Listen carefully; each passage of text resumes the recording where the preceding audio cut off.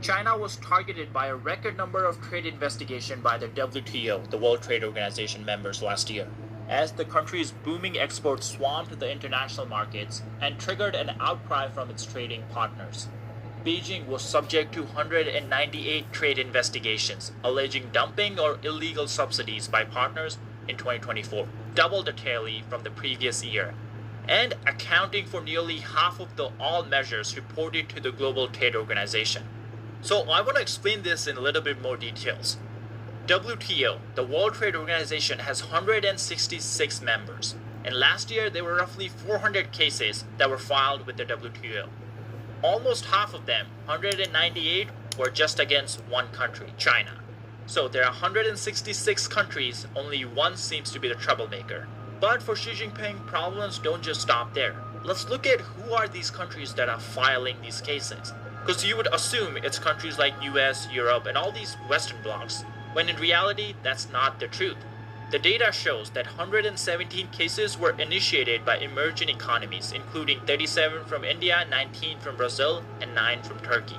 So it seems the global south that China seems to be the big supporter of is one of the biggest bloc of countries that's bringing all the cases. China has 198 cases against it, and 117 are from the global south.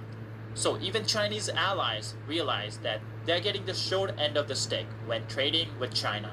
Another shocking country is Pakistan. China has given billions and billions of dollars in loans to Pakistan, and even then, Pakistan realizes that China is not playing fair. Pakistan, to which China is the largest sovereign donor, opened 5 trade cases in 2024 alone, focused on rising imports of printing paper, self-adhesive tape, and chemical products.